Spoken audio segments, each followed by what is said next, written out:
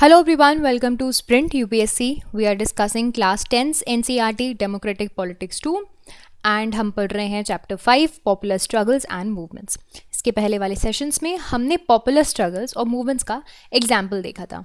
2 example देखे थे, नेपाल का एग्जाम्पल, बोलीविया का एग्जाम्पल, और ये देखा था कि डेमोक्रेसी में पॉपुलर स्ट्रगल का क्या रोल रहता है। नेपाल के एग्जाम्पल से भी हमने समझा, बोलीविया के एग्जाम्पल से भी हमने समझा।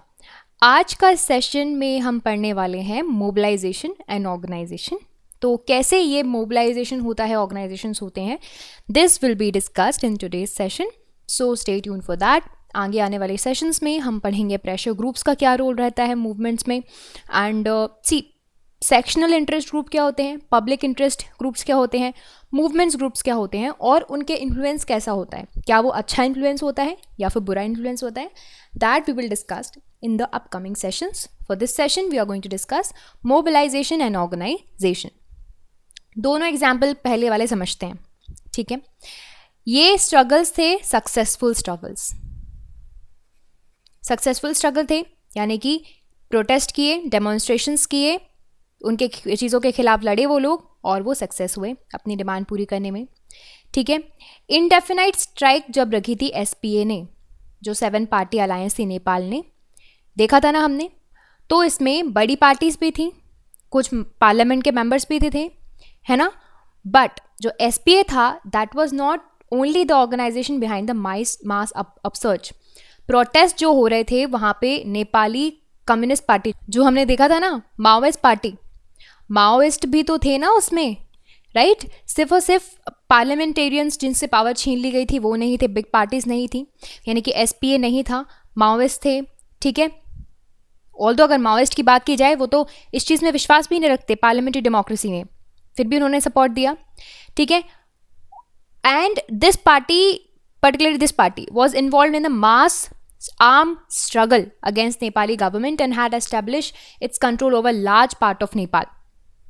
इसके अलावा स्ट्रगल में बहुत से दूसरे ऑर्गेनाइजेशंस भी थे पॉलिटिकल पार्टीज़ के अलावा। पॉलिटिकल पार्टीज़ के अलावा यहाँ पे आपको labour unions, all major labour unions were there, उनकी फेडरेशंस ने इस मूवमेंट को ज्वाइन किया।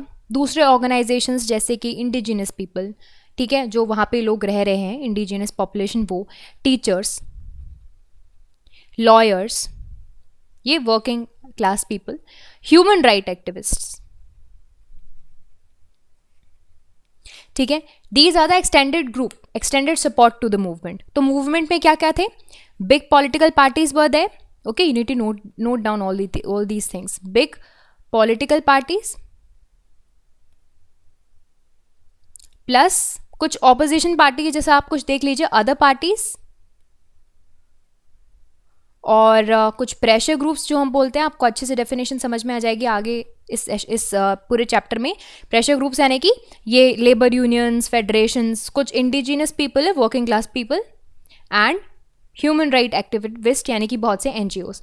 इसका मतलब बहुत सारे लोग इन्वॉल्व थे इस पूरे प्रोसेस में। अब बात करते हैं बोलीविया वाले एग्जाम्पल पे। बोलीविया का जो था, it was not led by any political party, it was led by organisation जिसका नाम था फेडेकॉर, ओके। ये जो था, इसमें लोकल प्रोफेशनल्स थे, जिसमें इंजीनियर्स, एनवायरमेंटलिस्ट्स, एंड उन्होंने इस ये जो actually it was also supported by farmers, ठीक है, जो कि इरिगेशंस पे मोस्टली क्या होते हैं, डिपेंडेंट होते हैं। अब इरिगेशन के लिए वाटर महंगा हो गया तो फार्मर्स तो आएंगे। फैक्ट्री वर्कर्स यूनियन थे, मिडिल क्लास स्टूडेंट्स भी थे जो यूनिवर्सिटी में पढ़ रहे थे वहाँ की, सिटी की जो ग्रोइंग पॉपुलेशन थी, होमलेस स्ट्रीट चिल्ड्रन वगैरह, ये सब के सब इसमें पार्टिसिपेंट्स थे। क्यों ये पार्टिसिपेंट्स थे? क्योंकि at the end of the day पे किसको करना पड़ रहा था, इन्हीं को करना पड़ रहा था ना, पानी का पैसा।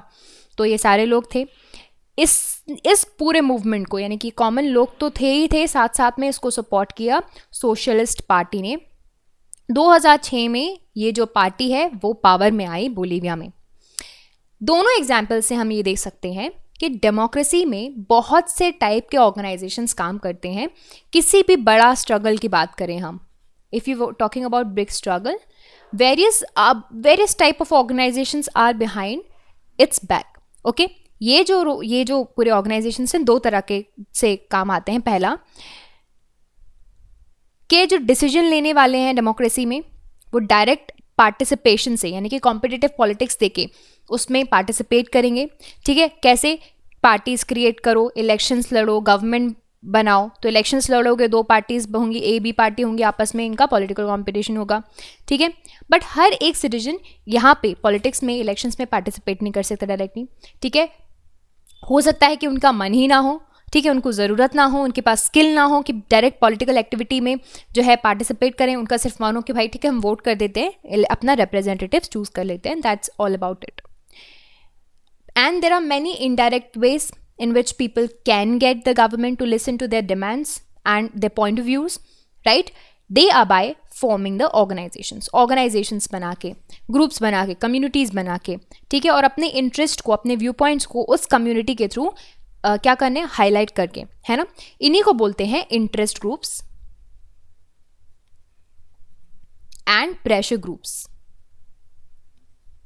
ठीक है, पहले बोला जाता है इनको इंटरेस्ट ग्रुप, इनकी डिमांड्स नहीं मानोगे तो प्रेशर ग्रुप्स बन जाएंगे। कैसे समझ में आएगा? ऐसे कि देखिए, अपने इंटरेस्ट के लिए उन्होंने ऑर्गेनाइजेशन बनाया, कम्युनिटी बनाई। ठीक, सपोज लेबर है, लेबर्स हैं, उन्होंने आपस में बना लिया ऑर्गेनाइजेशन या फिर यूनियन। ठीक, इन्होंने बोला कि हम आपस में एक यूनियन बनाते हैं, मिलेंगे, अपनी प्रॉब्लम्स डिमांड्स रखेंगे, अपने इंटरेस्ट के लिए हम काम करेंगे। ठीक, गवर्नमेंट ने अगर इनको या फिर किसी पर्टिकुलर, हाँ मान लीजिए गवर्नमेंट ने इनका वेजेस कम कर दिए, ठीक, इनकी डिमांड्स है वेजेस ज़्यादा करने हैं, ये करेंगे स्ट्राइक।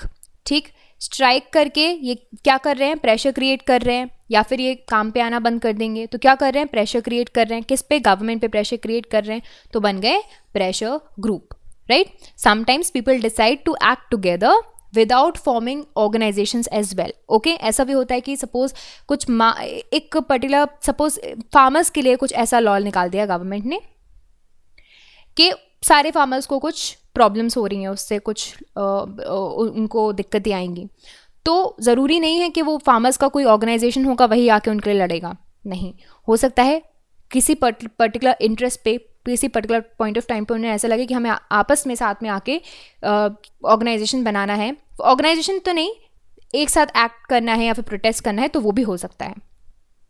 अब देखिए, यहाँ पे आपको न्यूज़पेपर क्लिपिंग्स मिलेगी जहाँ पे एनजीओज, प्रेशर ग्रुप्स का किस तरह से रोल रहा है।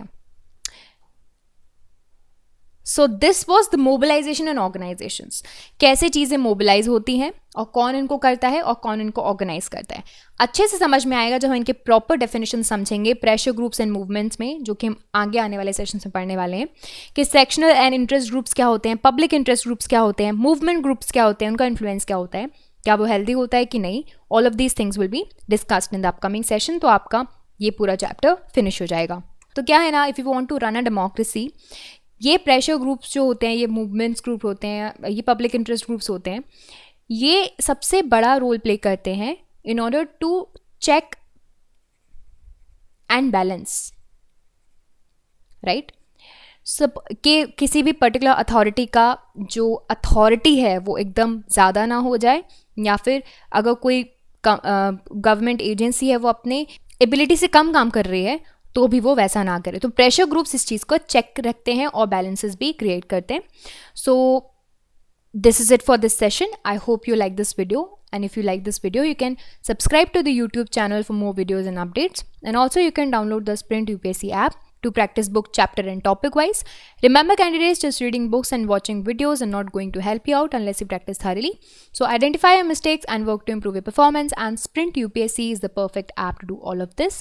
अगर आपको ये वीडियो पसंद आया हो तो हमारे YouTube चैनल को सब्सक्राइब कीजिए और वीडियोज़ एंड अपडेट्स के लिए साथ ही साथ डाउनलोड कीजिए Sprint UPSC ऐप। यहाँ पर आप अपनी book chapter and topic wise practice कर सकते हैं।